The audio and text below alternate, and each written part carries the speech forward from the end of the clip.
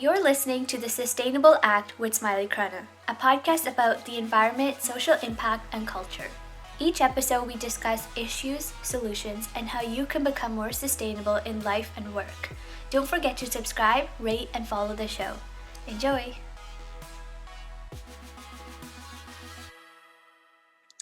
Hello, friends. Thank you for tuning in. I'm so excited to bring you a new season of The Sustainable Act and kicking off season 2 with an episode all about recycling. Now, most people are familiar with the practice of recycling. However, there's still many questions and misconceptions around what you can recycle, what happens after you recycle materials, is it even worth it, and how to sustain these practices in your daily work and life. So I couldn't be more happy to bring on someone who I admire so much and have had the pleasure to work with on several TV productions and learn from constantly. She saw a problem in the industry, so she decided to fix it. And every day, she and her team continue to grow and better the world. I want to give a warm welcome to Kelsey Evans, who is the owner and operator of the recycling company Keep It Green Recycling, which services business, film productions, homes, and special events in the Metro Vancouver area. Her story of starting her business is super inspiring, but I'm going to let her tell it. Kelsey, thank you so much for joining me and coming on the show. Oh, thanks for having me. I really appreciate taking the time to talk with me. Yeah, oh my gosh, likewise. It's so funny because I feel like I talk to you like on a weekly basis, and most times I'm just like asking you questions about if something can be recycled or just like getting your expertise on something. And I love that you're so transparent and welcoming and open and like quick to answer, but most of all, how passionate you are about your work. So super excited to, talk about this with you. Oh, thank you.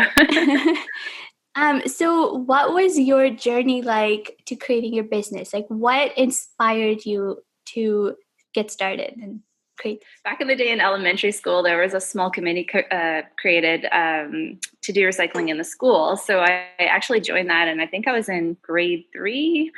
So we got to bring all the recycling from school to the recycling depot and actually like sort it and see what happens with it. And then we would actually get to like take a little free thing off their free shelf.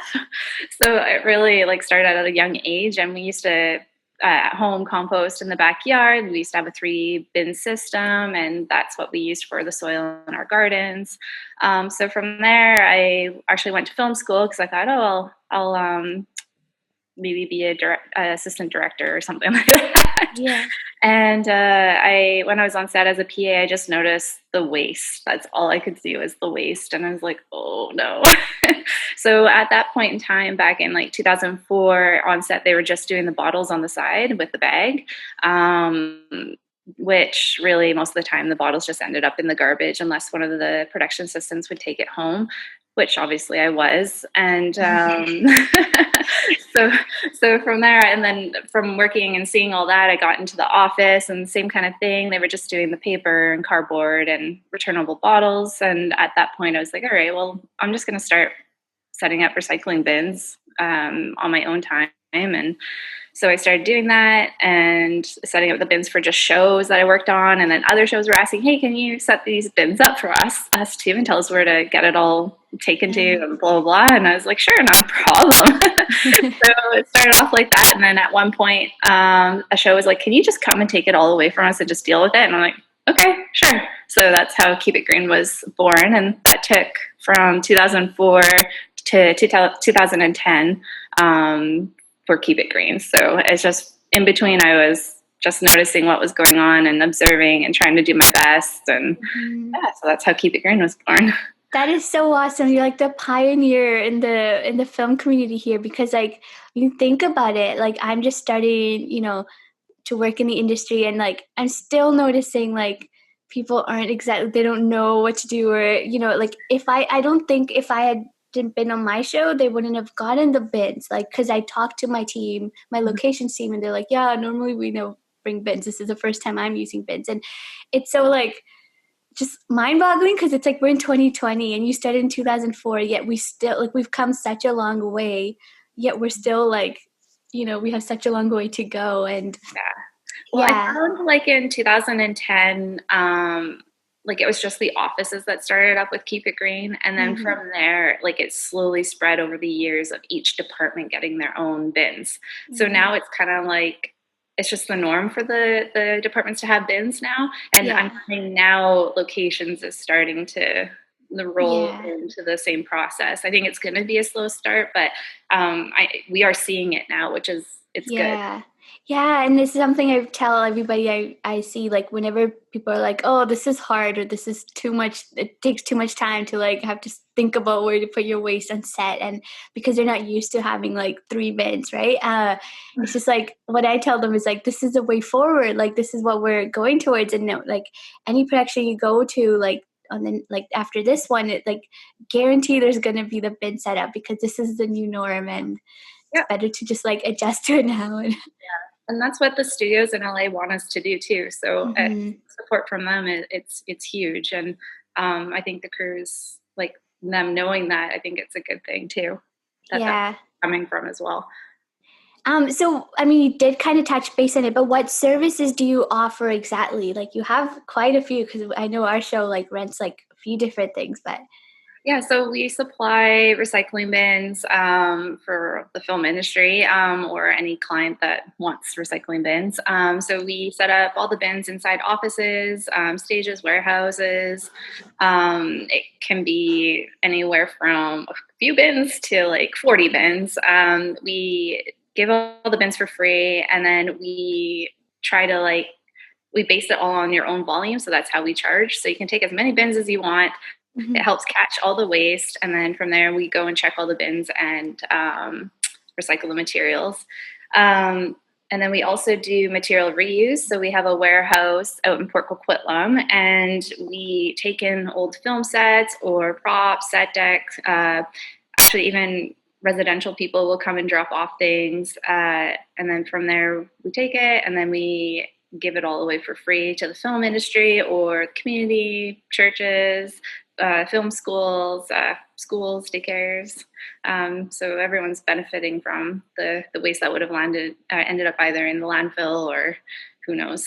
Yeah, that is so amazing. I remember reading like on your website, the measurements or the reports of how much you diverted from landfill, like and kind of contributed to the circular economy, which is like so inspiring and so awesome. And I hope like this is something when I was in film school, I was telling anyone I knew because student productions like we have low budgets and like nobody knew about it, no one was told about this like the lockup, the warehouse, and so it's like, take advantage of this because not only are you benefiting from like free things, but you're also like being more eco-friendly and Yeah, and honestly, like with the flats that come in, we can't even keep them in. As soon as they land, we have a list of people to call, and they're gone within seconds. yeah.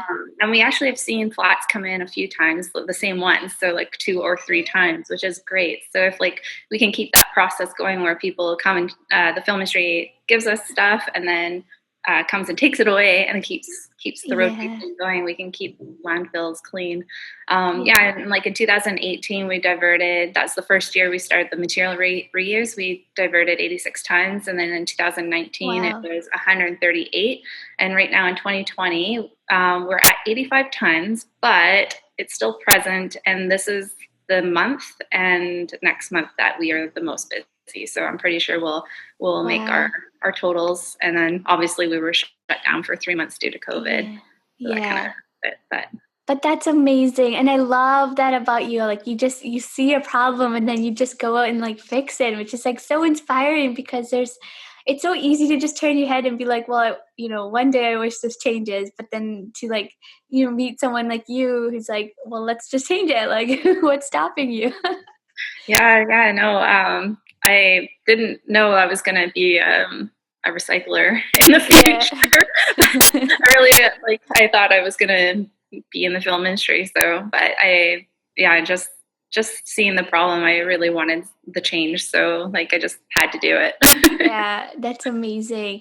So I'm gonna get into the basics, and like break down some things that like maybe common knowledge to you and I, but confusing to those new to recycling or sorting their waste. Like let's talk about curbside recycling versus special recycling facilities, like commercial recycling, I assume. What is the difference between the two? Well, like companies like me, like Keep It Green Recycling, we can take so many different things because we are doing a bag system. So from there, we are collecting all these different materials and then we are actually dropping it off at different facilities. The curbside program, like the recyclers are taking it and dumping it into their trucks, depending on the area too, right? Dumping it into their trucks and they're bringing it to one facility, which they have like a sorting system because it's huge quantities, right? A sorting system with belts and magnets and friction and all that kind of stuff. So they can only take so much stuff. And so right now, obviously, styrofoam isn't included. Soft plastics is another one. But we do have a program in the return at bottle depots on Corp, which you can bring those materials. You can bring batteries, you can bring your textiles now, styrofoam. There's quite a few different things that they are offering, and it's all free. So I guess if the curbside opened up the styro and soft plastic, it would probably be a few $1,000,000 to upgrade their system.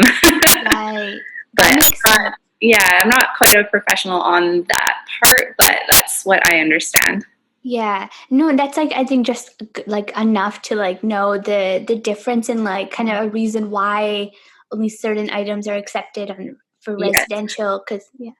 There's just so many different places to take things. Like even for us, like we probably have about 8 different places that we send things or ship things or drop off. So that's why it's such a little niche. If it could all go to one place, great, but it's there's just no one place to stop. Yeah, definitely. And so that's good that you mentioned like where you can go to recycle items that can't go through your residential. So like return it depot is a good one. I think Costco accepts things. I've Um, heard. I haven't been there myself, but Yeah, I'm not quite sure about Costco. I know IKEA has a few things that they can accept, like batteries and bulbs. yeah. Same thing, though. Return can do the bulbs. Also, H&M. I heard that they can do textile recycling as well. Yeah. Yeah, so there's a lot. Really, if you go to the return it, you're pretty good. You're gonna have Right. practically everything that you can drop off there: electronics, appliances. They do take a like paint too. Oh, nice. There's a lot of things. Yeah. That's awesome. So why should we be more conscious about recycling materials when we can easily throw them into the garbage bin and not worry about it? Because we only have so much space to be throwing into the ground. No, it's the right thing to do for one. The things can get taken apart properly. It can get turned into new things for us to use, and it's killing our planet just throwing things into the ground and the amount of energy it takes. And we just need to be more cautious. And even with what we're buying, we shouldn't be constantly buying all this stuff all the time. It's just stuff. So Yeah. it's really important to recycle. It's good for the environment. It helps with the gases and all that kind of stuff. Yeah. Yeah, no, and I've been reading material about like certain things. Like even during Halloween, I was doing a lot of research, about the pumpkins and how they most often end up in landfill. People don't Yeah. compost them, and that's like when they end up in landfill, it emits methane, which is Yep. worse than CO2, and like it contributes to the warming of the planet. And it is just like, and that's just pumpkins. This is like we're talking about millions of things that end up in landfill each year. That Yeah. it's the reason why our planet is warming up and the air is getting bad and just like animals are dying, people are dying. And so you're absolutely right. And I love what you said about there's only so much room. Like we don't have like an infinity amount of land to just be throwing. No, We're not gonna at end all. up being a trash planet and then our little island of where humans live. It's gross. It's so gross. And just the amount of stuff that goes to the landfill that can go to a composting site or Yeah. be a reuse place or, yeah, or donated. It's Mm-hmm. just disgusting when you see what's being tossed out. Yeah, I know, and I see that like even on my show, like I'll walk by a garbage bin, and I try to I follow like keeping bins together, never like single bins that people are forced to like think. But sometimes there's a rare cases where there's a like water bottle in, and we go with like aluminum water bottles because like that's like a indefinitely recyclable item versus like plastic. But like sometimes I find one in a garbage bin, and it just like I take it out, but like I'm like, what about the ones I don't catch? And it's like this will end up in landfill. Like this is the reason why we have this is so it can be recycled. And it's just I'm just like, oh no. Exactly. Yeah, like it takes an extra second to just think about like which bin to put it in, and that can make all the difference in the world. And And for me, like if I'm out and about, I honestly don't even use anybody's receptacles. Like I actually just bring it home and do it mhm. properly for myself so that I know that it's being done properly. Like I feel like I should be responsible for my own waste. So that's Yeah. how I live anyways. And I think if a lot of people lived that way, maybe it would be a lot easier and less Yeah, waste. no, that's a good point. And when we get into like the stats, like there's like some things that like were interesting, like responses that came up that kind of connect to this. But like I'll quickly touch base. Like there's sometimes they go to like cafes or just places, and they'll have like the three bin set up, like and I'm sure you've seen this, because it's heartbreaking. You see it, and it's like recycling, compost, or organics, landfill, and then you look in and it's all garbage bags inside, like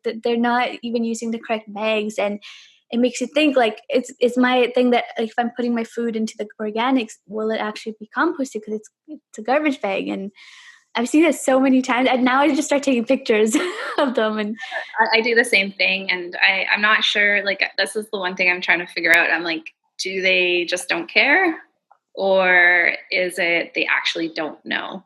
yeah, So that's my struggle. That I'm like, well, maybe they actually don't know, or they actually just don't care. yeah, It's yeah, no, sad. definitely. And I've worked at a place where it's not that they didn't care, they Mhm. didn't have any like composting organics system, because it cost them to like set up some kind of thing. And I was like, but yeah, anyways, we'll get into this because I want to touch base on that because of the responses that people sent in. But yeah, speaking of composting, this is another big question. Why should people be composting? It's important to compost because it will end up in our landfill for one. For two, compost makes wonderful soil for our planet, and it can be used in all our gardens. Three, the emissions that get let off in the landfill from the compost. Um, it's it's just beneficial for our planet to be composting. It's been a natural thing for all of us from back in the day, and like we've lost our roots of how to even compost. A lot of people don't even know where to even start. Mhm. And with Metro Vancouver, they've made it so easy for residentials to compost that there shouldn't be any question about it. Like they got Yeah. it in and just put it in, and it's super easy. Anything that's cooked or raw, you can paper products can even go in there. Yeah, Metro Vancouver has made it super easy for residential people to compost. Yeah, and I know it's like so easy, yet there's still people that don't do it, and I think the reason is because maybe they just don't know how, or they're overwhelmed by like what goes in what bin, and like what. So you already mentioned a little bit, but what can you put in your green bins for those that just don't know? You can put like your wax papers, your wax cups, your paper cups, as long as they don't have like a plastic liner in them. You can put in your cooked food, your raw food trimmings. Yeah, there's quite a broad paper towel, tissue. All that stuff is all natural and just decomposes. So, yeah, I'm trying to think if there's anything. Chopsticks. Yeah, it's like Yeah. yeah, because it's like bamboo, Yeah. wooden. Yeah. Yeah. Yeah, no, and so for anyone listening, like that's a good thing to think about, because I find like most stuff I can compost or recycle, and I throw out very little in landfill because I think like, and it's what you said about like being mindful of like what you're purchasing, not like buying everything in like mass production. But so being intentional with what you purchase, and thinking about what's going to happen once you're done using it too. And even working on my film show, it's like 90% of the stuff we get is compostable because we've purchased compostable items. So we actually have problems. Like every PA I've talked to, the whole location team is like, we need bigger compost bins because our bins are tiny compared to garbage bins. And I know that's because the design of it's because it was made years ago before everything was compostable. And so, yeah, that's something we struggle with now is like everything is compostable, which is good news, except now our bins are big enough. Yeah, and then the reason too that we've kept the bins small for set is because if they do fill up with more of the food waste and not the compostable products, it gets really heavy, and the compostable bag can't hold how heavy the bag is, like the amount is in it. So That's a why good point. so that's why we've been keeping them small. But yeah, and like the brown bag system with everything being compostable on set, it's made it a lot easier on set for people just to compost their lunch. So Yeah. but yeah, and then I know that like everyone. Actually, you can ask. I'm not going to ask the question. You can ask the question. Okay. I think I know where you're headed, and I know it's gonna come up because it's in the polls. Where does the stuff go? Yeah, we'll get into that. But I want to talk about PPE, so personal protection equipment, because so this has been a huge issue ever since our pandemic hit. PPE waste has been filling the streets. Unfortunately, I see them on the roads, like masks. So this includes like masks, goggles, face shield, gloves, etc. They've been filling the streets, garbage bins, oceans, landfill. It's so heartbreaking to see photos and videos of animals choking on PPE or being caught in it because of our actions. But I do know, Keep It Green, you're providing recycling bins that collect these items, and they get recycled through, I believe, TerraCycle, you mentioned? Yes, that's correct.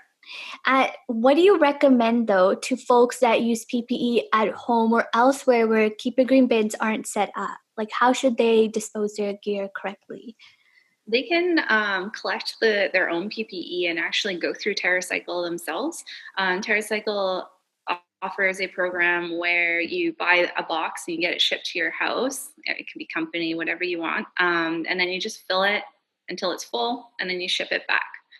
It does cost a fee, but it's worth it, and you can fit quite a bit of PPE in there. But I mean, like for residential, I think a lot of people should be using reusable and washing their masks and stuff at home. Mm-hmm. I don't think they should be using disposable. Single-use. Mm-hmm. I mean, like even gloves, like it doesn't have to be rubber gloves. It could just be, regular gloves like that you use every day for winter, or just make sure you wash them when you get home. Yeah, or use your hands. Make sure you're washing them. Yeah, no, and I remember reading about that, and there are studies, and it's like actually more sanitary and safer to like not use gloves. Yeah, you like just use your hand and then wash your hands or sanitize your hands after because you're killing germs. Because using gloves, if you're constantly touching everything, it's not helping. It's just spreading germs, and it's just yeah. So it's like better to just like not use gloves. And I agree, use reusable masks when and where possible. I know at work there's sometimes exceptions. Like I know on our show, like there's a large majority that can't use reusable masks because they're in close proximity to each other, like the actors and stuff. So makes sense then. But then we're able to service, like you have those bins that they're using. And Yes. yeah. We try to make it easy. Like as soon as we hear that like there is a certain product on set or in the office that needs to be disposed of, I do my best to find a solution for it. Yeah. So I mean that would be a good example. Like it has to go to a certain place, be boxed up and shipped. So that's why like something like that can't go into your curbside because Yeah. the resources to be picking through your curbside to get all that out. It's all through the magnetics and on the belts and stuff. So Right. Yeah. Okay. Well, I like that answer. Go with reusable first and foremost, and then you can still recycle your materials. Like search up TerraCycle. I wonder if the depot collects them. No. No, Okay. only TerraCycle at the moment, but like for residential, if you have to use the disposable, they do have really small boxes, so you can go with the Mm, small box. You don't have to go with the largest. right. Yeah. Amazing. So coming back to your business, what has been the biggest lesson you've learned throughout your experience? How many years have you been running Keep It Green? We've been up and running for it'll be 11 years in December. So exciting! Hit more than a decade. So yeah, that's a lot of years, and I'm sure you've had a lot of lessons. But what's Yeah. one that you can think of? Um, I it the recycling industry is always changing. Mhm.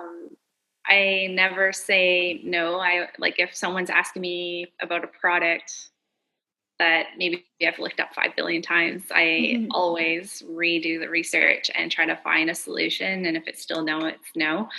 But yeah, I never say no, and I always just keep doing research constantly to make sure that I'm always like on top of what can and cannot be recycled. Always like keeping people informed. I always try to like keep that updated with our social media because I people don't know, like we've been talking about how to do certain things, just keeping people informed, trying to do tips like we do. I don't expect that everybody knows everything. I've learned that. But yeah, just trying to keep positive and always doing research and trying to better the world as much as I possibly can. You're amazing. I love that so much. And I love that you said never say never. Like that's something I've struggled with, like meeting. I keep referring to my show is because for those listening that don't know, I talk about it in every episode. I oversee sustainable production on my show. And so I get to like work with everyone like discuss our challenges or goals and to try to make our show as sustainable as possible. And there's been a lot of conversations where people are just like, well, it's never been like this, it's never going to. And I'm like, don't say that. Yeah. And so like meeting people and talking to people like yourself was like, no, don't say never, because like 11 years ago recycling bins weren't a thing, or 15 years ago recycling bins on set in film offices were not a thing. Now today 5 years ago. 5 years ago, yeah, and even today, there's a lot of productions that are like, well, no, we've never done it because we've never done it, just because like other people are doing it. It's like, yeah, it's like never say never. I love that. Should be the title of Never this say episode. never. Yeah, um, like the one thing I teach my coworkers is like, we don't say no. Don't say no. yeah, Never say never. Let's figure out a solution and go forward. And like you said, like with people too, I always try to like if people are like, oh well, that can't be done, or this is how it's done because it's always been done that way. I just kind of go back with positivity and you know yeah. go try to explain myself or like just kind of carry on because that's how I've had to do it since gosh 2003 2004 like Hmm. nobody wanted to recycle back then. Yeah. So I just People still don't no. sometimes. Yeah. So you can just keep going forward and being positive and Hmm. be informative, and I find that goes a long way. Yeah, and it keeps you, it's a tough job. Like this is a tough industry when you're like on the one side of like, fighting the good fight and like against like all these people that aren't believing in it or, you know, Yes. don't know about it. It's hard. So you have to stay positive and I have a funny little story. Back when there was sustainability people on set, I did my first show or whatever, and I was teaching the 3 bin system that I created, and I was standing by the bins at lunch and just like telling them like, oh, this goes here, and not being mean or anything. And one person came walking towards me, saw what I was doing, and walked to the farthest garbage can that they could possibly go to, and no. full lunch into it. And I'm like, all right. Oh no. I was like, I'll get you later. That's so mean and savage. Yeah, but I'm not surprised. That sounds like, because that still happens to this Mhm. day. And yeah, I tried to do that too. And I remember like it was just last week, I think, I was standing by the bins doing the same thing, telling people like this goes here. And like sometimes I would find like a whole bunch of stuff in one bag, and I'd put on gloves and like put it in the right bin. And even that like saved maybe 2 bags from going into Oh, yeah. landfill. And I ran into someone who was like the PA. He's like, don't do that. Like, you shouldn't do that. I'm like, it's my job. He's like, no, it's like, don't. I hate when you say that you shouldn't be putting your hands in the garbage, and just whatever's done is done. And I'm like, what? So Yeah. there's some people that are like, well, it's already tossed in the wrong bin. We can't do anything about it. Just walk away. And it's like, I agree and disagree. Like, I know like the whole sanitary situation. It's like, yes, be careful, but also just, be positive. And like sometimes the wrong stuff ends up in the wrong bin. But once you tell people, most times they'll remember, Oh, like yeah. I think, yeah. And so just, I don't know. It's the same thing. I'm like you. I'm just like, I'll stay positive. Yeah. Yeah. I mean, like that's what I started doing too, is like sorting all the bags that were missed. Yeah. Or so I mean, like I would sort through all our garbage, and like on set we would come out like just at catering only 2 Yeah. bags of garbage per day. Yeah. And that was like on a big feature. And usually they would have anywhere from 6 to 10 garbages in a day. So I would sit there and like sort through anything that needed to be sorted. And it does go a long way, but it would be ideal for sure. Just to not have to sort. That would like, take up like that. It takes a lot of time, but yeah, right now, just especially with COVID, nobody wants you to going do through that. garbage right now. Yeah. But yeah, I'm sure like there's so many stories about me like being in the dumpster on set, like taking electronics and stuff that could be donated. And that's like one of the biggest stories that people always tell me. I remember when you were a PA and you were going dumpster diving. I'm like, yeah, that would have been me. Yeah, that's just your role, a dumpster diver. Yeah, no, I don't blame you. That's like, it's just commendable. Like just you doing that and putting that effort. I think it's so inspiring. And I think people most often than not are like inspired by that, like people that are still don't understand the process or knowledge behind recycling. They'll see people like you doing that, and sometimes they feel bad, and they'll be like, how can I be better? But what is your biggest challenge or challenges in running a recycling company? Our biggest challenge for sure is the contamination. We're constantly dealing with that. We'll have like a bottle bin out there, and it'll come back with like food, lots and lots of food. Even with the mixed recycling from set, we end up having to bring a lot of it back just to kind of go through it quickly. It has food in it. It might be too dirty. It would have full water bottles in it. It could have stuff that could go on our material reuse shelf. So it's very mixed. I mean, that's always a good thing about our company, is that we can visually look at it because we're getting it in bags and it's not going into a big bin. And then right now, our new challenge would be the PPE. We're actually getting a lot of contamination in the PPE. We're getting the swabs put in there, the packaging for the swabs, coffee cups, wipes, things that aren't on the list to be put in there. So that makes it very hard, because we also don't want to be, I don't want any of my coworkers going through the PPE and obviously sorting through that. I mean, like obviously if there's like a easy couple things to take out, we will do that. But yeah, that's the biggest challenge right now, is just getting that information out there. That is a really good point, because I've noticed that too. Just like we'll have the recycling bin set up and a compost bin beside it, and then still people manage to put food in the recycling bag, and then the entire bag, and it's like not even, you can just take out the thing because it's now suddenly, or juice boxes. That's my worst enemy, is like people that put half filled juice boxes in the recycling bag, which I'm like, okay, you got the right bin, but it's like half full. So then when it squeezes, or like there's juice leaks everywhere, and now it's suddenly the whole bag's sticky and gross and can't recycle it. So that's a huge thing that I'm like, I don't know how to like fix that problem. That's probably like our three things: paint with no lid on it. Actually, 4. Sorry, paint with no lid and it gets everywhere. Toners that are leaking with no lid and they go everywhere, which can contaminate a whole bag easily. Tomato sauce, like big cans of tomato sauce, goes everywhere. And what was the other one? Half cans of pop. or soda or Yeah. whatever, juice boxes just everywhere.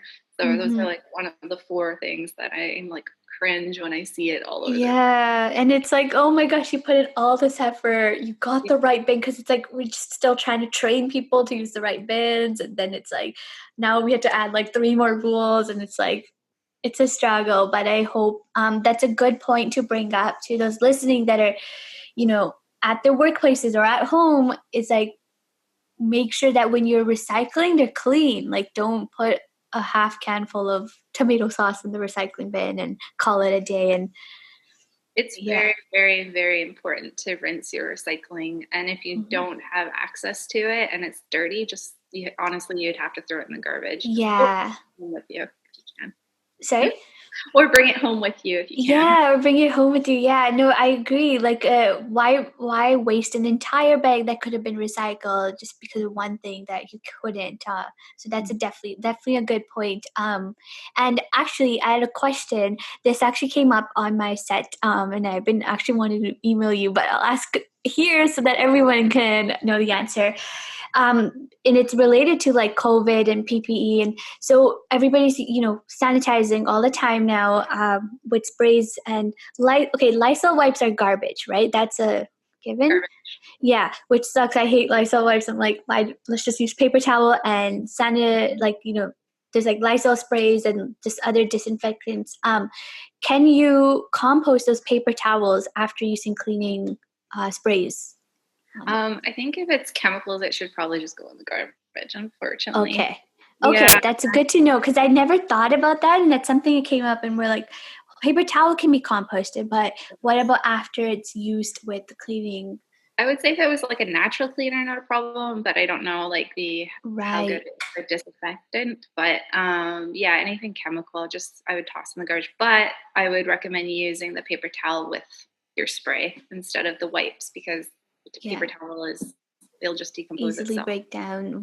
Yeah. Where's Lysol wipes, which, yeah, and it's hard to say like you can't use Lysol wipes because we're in this kind of time where it's like no one can be too careful, and we can't really overstep in the health and safety aspect. But definitely good point, like for anyone that's like kind of in charge of deciding what to use, what products, paper towel and I think sprays work just as well. Yeah, totally. Yeah. And cheaper. uh, yeah, so thank you for answering that because I was totally going to email you. So I want to get into the stats. So recently I did some poll surveys on Instagram about waste and people's experiences. And I got so many great responses and feedback from the followers. So thank you to everyone that participated and shared their answers. And I'll definitely share these results on our social media when this episode airs. But Kelsey, I wanted to share these questions and the results with you and hear your thoughts on each one, as some of these surprised me. So the first question I asked everybody was, how many people recycle slash compost at home? 59 people submitted an answer. 89% people said yes, and 11% said no. Um, so that it kind of surprised me. Like there's still people, and our followers are from like around the world, so I'm not sure. Like maybe if it was the regional, Mhm. or just like personal, like just not sure of like or access. But I was like, still, I was like 11% people don't recycle and compost. What are Yeah, your thoughts on that? I yeah, I think that would be quite accurate. Actually, that's kind of like where I would see it. Maybe about 80% of people do it at home.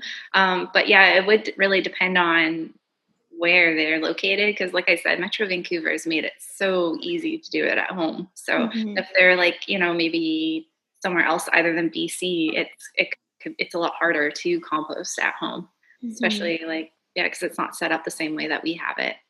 Yeah. Yeah. Okay. So that's like you think that's like pretty normal. Mhm. Yeah. I'm just like, I want to see 100% say yes in a perfect world. Okay, the next thing I asked was how many people have proper waste stations, so aka like recycling compost bins as well as garbage, set up at their workplace. So 51 people answered. 60% said yes, and 40% said no. This made me a little sad because I'm just like, why aren't cities and businesses mandating laws around recycling, composting at workplaces in 2020? Yeah, so residential, it's all funded, right? So they can recycle for free. Any businesses, they actually have to pay a Mm-hmm. hauler to come and do that recycling. And funny enough, I honestly was about to say it's probably 60%. Yeah, Unfortunately, it's yeah. there's still a lot of people. Sorry, not people. It's just still a lot of businesses that aren't recycling inside their offices. Yeah. No, and I see like when we talked about like when I, the cafe story of like I go in, whether it's a cafe or like whatever, wherever we are in a public space and you see you see the three bins, yet there's only garbage bins inside. Yeah, And I'm like, is it just because they're not like, what is it just to like show people that they care and then they like, yeah. but what kind of advice do you have for those?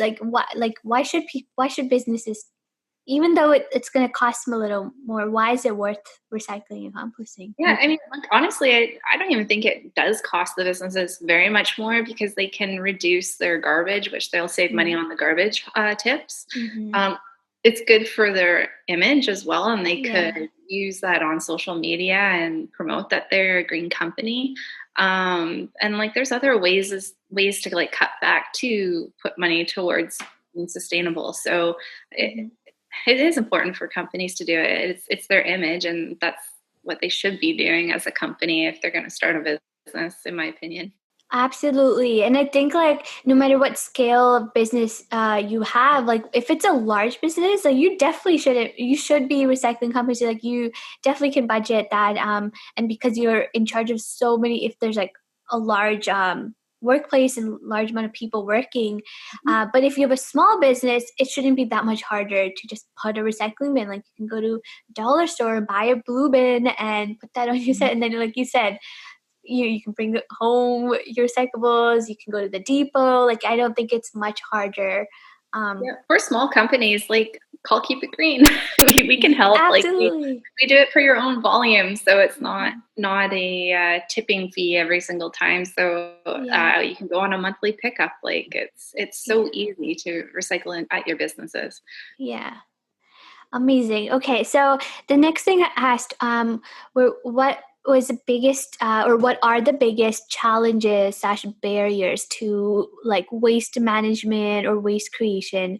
And I got a lot of answers, and I'll read some of them to you, and we can talk about each one.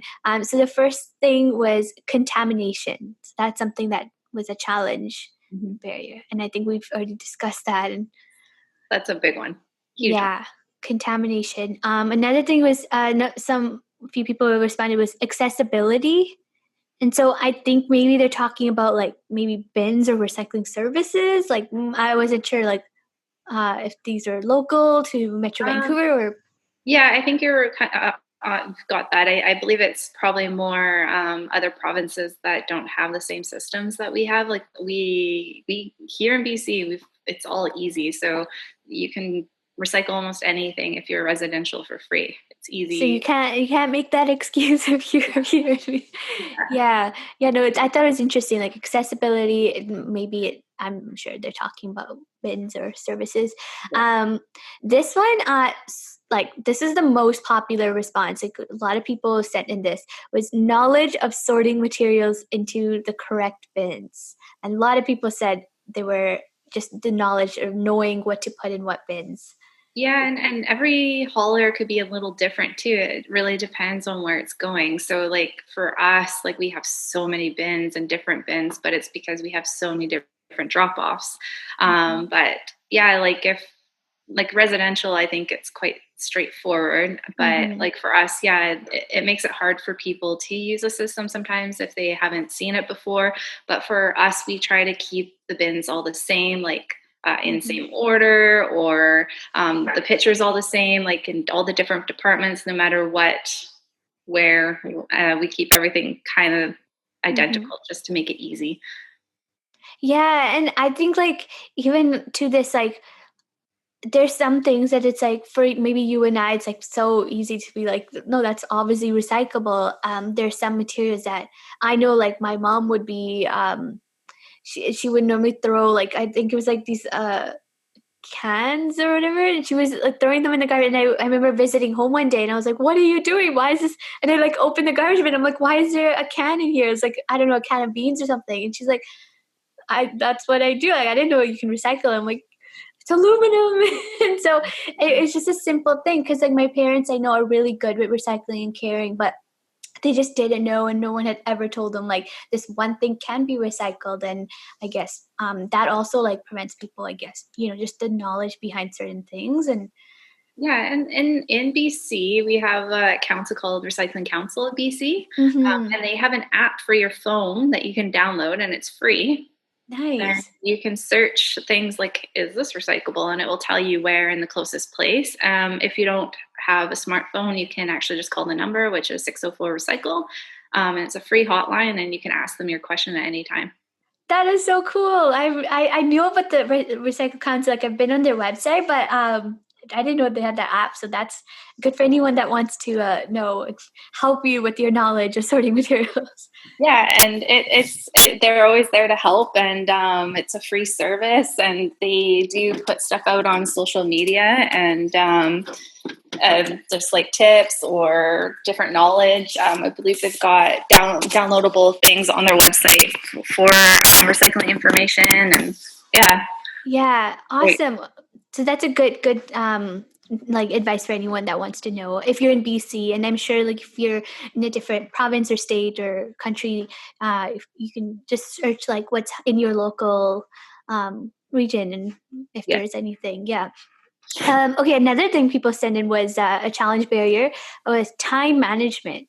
So I thought this was interesting because I wasn't sure like why or like what, maybe I don't know, maybe it's the time to sort or take your material like recyclables, but I thought that was interesting. Time management. Time management. Yeah, probably just dropping off the stuff at the different, like, I mean, like for the return it in BC, they take so many different things. So, I mean, that should be a pretty easy drop off. I mean, they do the return it's now have the bag program as well for your returnables that you can bring two small bags of returnable bottles and just drop it off and create an account and print the Mm. whole thing. You don't have to sort it. They make it super easy. It goes onto your account. You can log in, see what was counted, and then when you want the money, you ask for the check to be sent to you. Oh So wow. yeah, they make it so easy. I think everything's always changing constantly. I mean, it's almost like a one-stop place that Yeah. you can go. But yeah, time management. I could. Yeah, and I don't know if this is like again, like I didn't keep track of like the age demographics or region of like these responses. So like I don't know if it's like something maybe like an, I don't know if it's like someone really young or someone really like just, maybe really busy. But yeah, I Possibly. guess you can still schedule. I know myself, like I live alone. And so definitely like I don't have that support of like I can just ask a family member or somebody to just go like take the bottles to the depot or whatever. But what I've been doing is I used to, this is actually it, I never got this as a response, but I want to bring it up because I've heard this from people that live in small apartments or whatever. Storage is always like an issue too. Like you can't always keep a lot of things. And that was a problem I had too. Like if I had cans and bottles, like at a small recycling bin, it fills up so fast, but it's not worth the trip to go to the depot every time it fills up because like I would end up at the depot with like 20 cans and that's like, I don't know, a few cents. Yeah. So then what I did was like create a system where I can store all my bottles and cans and then just make like one trip a month or whatever. But then that's because I had like space where I could just like, outside on my patio, I made like a little waste station kind of thing. So I have like all my cans, I have like my cardboard and my just yeah, several different things. And I know not everyone has that luxury too of like that space. So I mean, that's like I guess can come in with time management and space is like figuring out what a system works for you and Exactly. Making a system that works for you and just adjusting. And like with our company, that's what we try to do is just Hmm. creating systems that work for each client because Yeah. everyone's different, right? Yeah. Different stuff that they need to recycle to the different amount of bins that they need. So everyone just needs to kind of like adjust to make it work for them. Hmm. Like even for here at my house, like we go to the recycling depot at least once a week because Oh we have yeah. so much. But we set Yeah. up a little waste station, and Mhm. we have a little tiny bag of garbage usually a month. So Yeah. yeah, Yeah, and yeah, because you have a family too, so obviously like you have like a larger quantity of like recyclable items, so it makes sense to do like the once a week, and that's a good like thing you can take your kids and teach them young, and then for people that like live alone like myself, like once a week isn't worth it because I don't end up with that much every week, so then I try to plan it like once a month or once every yeah, 2 months, and so whatever works for everybody, just make that part of your schedule, and like I think you can't say like, oh, I don't have the time, because if you have the time to go get your groceries, you can just make this part of your stop, and that way you're doing two things in I one. agree. Yeah, save your gas. Another thing people or one person I think only sent this was cost, and I'm not sure what kind of cost they were referring to, because I know it's free here in BC to recycle, but maybe it's again a location thing. But Yeah, and like I said before, like if it's regarding businesses, like they mhm. can offset a different way. They're Yeah. going to be saving money on their garbage, so they can monitor that and do less frequent tips, and just maybe look at something else that they're doing that maybe they can cut costs that way. Hmm. And then this one I thought was really interesting because I actually agree with this person that sent in this one challenge. Unable to find waste-free version of some packaged foods. And I can relate with that because the first thing I think of is tofu. And it's like, Yeah, I struggle with that every single day of my life too. I look at like I've bought all the little reusable bags for vegetables and stuff like that. Like I was able to do figure that part out. But like, yeah, everything comes in plastic packaging, so it makes it Mhm. super hard. But I find if you go to the smaller markets, it's a bit easier. But yeah, like tofu, you're gonna have to buy it in plastic. I don't Yeah. know how they're gonna I know, right? And I'm like, I don't know of a like of tofu that isn't in a plastic. Like, it's all in plastic. yeah, and it's soft plastic, and I recycle my soft plastics, but still, like, it's just like, oh, it's just a waste because I love tofu, so I eat a lot of it, so I end up with a lot of the package. But yeah, that's one thing I thought of when someone sent this in. I was like, you're right, there are items that but I guess like your best advice for that would be like, Yeah, just to watch what you're buying, and if you can go like plasticless would be mm-hmm, best. It is very hard because everything is in plastic, but you can just all you can do is do your best, right? And mm-hmm, like for me, we use the little bags, like cloth bags for our mm-hmm, vegetables. I mean, yeah, they're a little bit heavier than a soft plastic clear bag, but mm-hmm. I don't mind paying the few more cents for that to get weight Yeah, on their scale. But yeah, you just have to do yeah. your best and be knowledgeable and just think about it.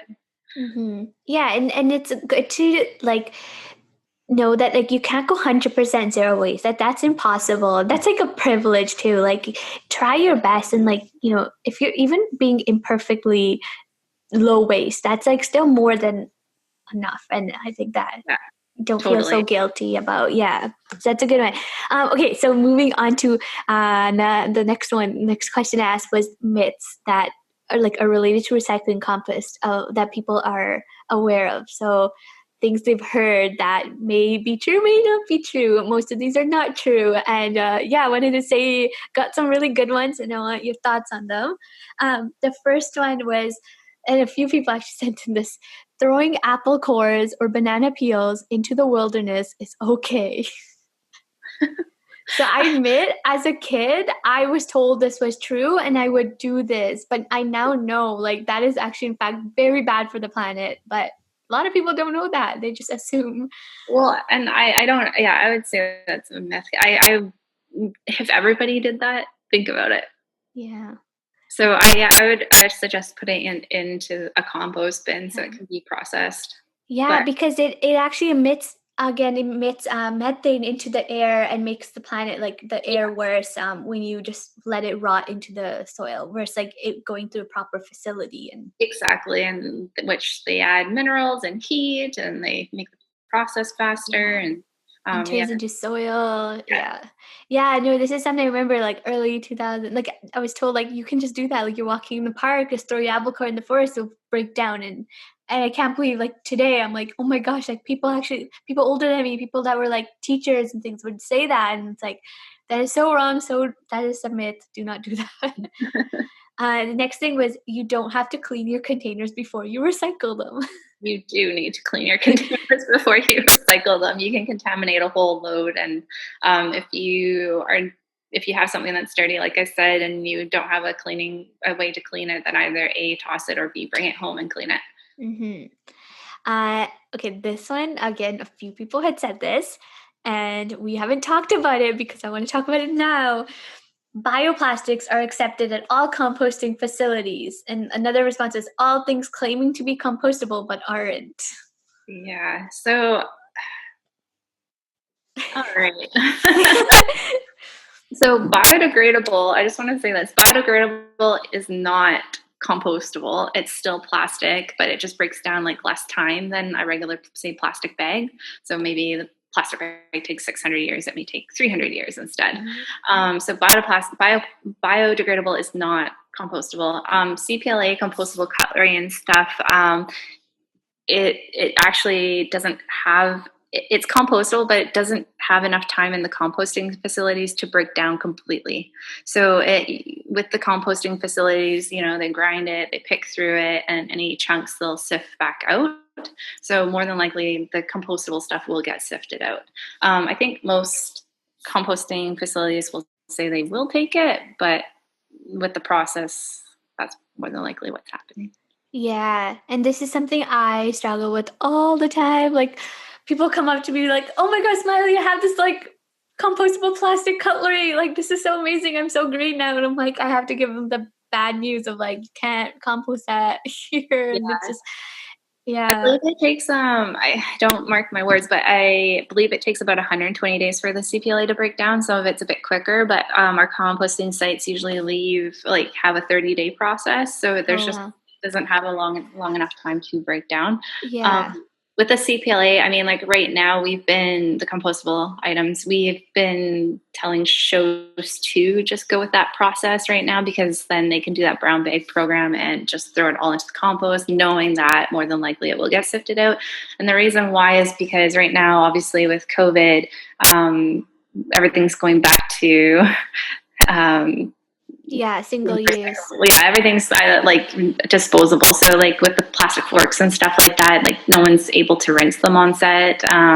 Any of the COVID, and if they can't rinse it, it's just contamination for our recycling because it's dirty. Yeah. Also, back in the day before COVID, with the CPLA, it was getting into our recycling, which also will contaminate the recycling load because it's Mhm. not plastic. But it's Mm-hmm. good to know, like, if it gets sifted through, that like those, 20% that does end up in the green bin, hopefully it's not affecting. Yeah, no, they have a sifting program, and like even the compostable bags and stuff, they get sifted out because they don't have enough time. But that's the Mm, way to catch the compost for commercial companies. yeah. So yeah, I mean, like if it ends up in there, it will get sifted out, but it's not like the end of the world or anything Yeah. like that. That's okay, that's good to know, 'cause, yeah, I've been, like, trying my best, and then I'm like, like, again, I can't always be there to be like, "Oh, don't do that." So, and then also this is the last myth, that we received was, "It's only a little bit of waste. It won't make a difference." I'm sorry. Yeah, it does make a difference. Every single little piece of action makes a Yeah. difference, I think, Yeah. yeah. Like I said, our landfills are only so big, and we go through a lot of waste as a community, a lot of waste. Mhm. Yeah, and everybody's, like, action matters, like, everybody can make a difference. That's, like, so important to know that, you know, it may not feel like on the larger scale of things that what you are doing, like you putting your cutlery in the proper bin isn't gonna help save the world, but it could, because it's one action, it's one drop in the ocean, and you need that drop to make the ocean, and yeah. Yeah. And hopefully just like our positivity and knowledge and helping Yeah. people along will make a wave effect. Yes, absolutely. Okay, to conclude this, so I also ask for questions from my followers. Just send questions about waste and recycling, and I'm only going to read two of them. I think because we're going very over time. So the first one was, how effective are the facilities where compost goes? What do they do with it? Yeah, so right now, like our compost organics that we collect from the film industry, it's going to convert us. So when it gets trucked to their facility, upon arrival, a shredder tears open all the bags. And then shreds the plastic into thin strips. So, they're trying to get the compostable uh, bags into a composting state. Then it gets like moved into an upgrader where it's washed, compressed, and converted into like a natural gas. And then they make the finished product renewable natural gas into like they move the natural gas. Sorry, I'm trying to like figure out like how to say it properly. Oh yeah, no worries. um, they use it for like the power to power the city for this location. Like Surrey is one of them. So the natural gas that they take is giving energy to Surrey. It's kind Wow. of interesting. They have it Yeah. all on their website.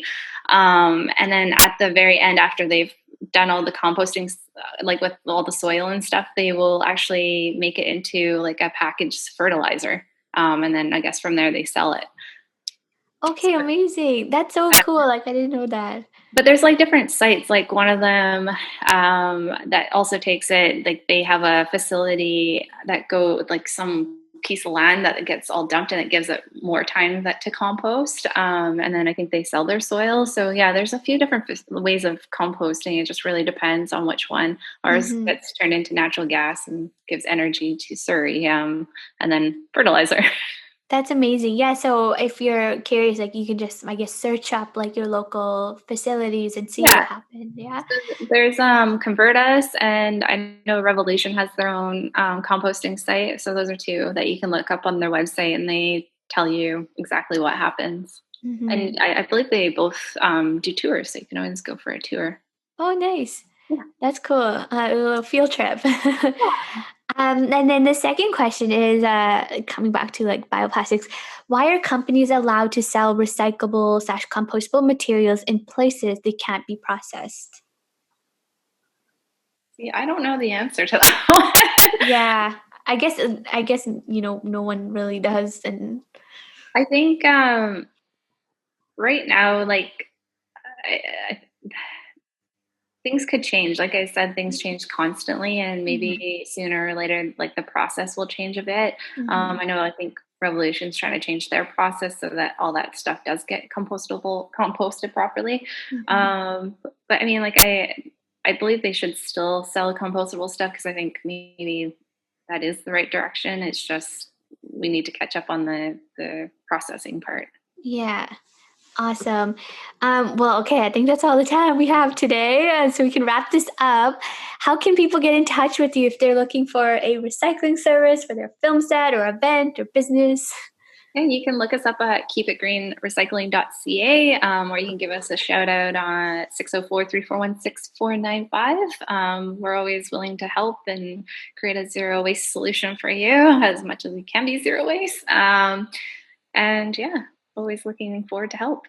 Amazing. Thank you so much, Kelsey. This has been such a good chat, and I hope everyone listening learned something new and can share it with their networks.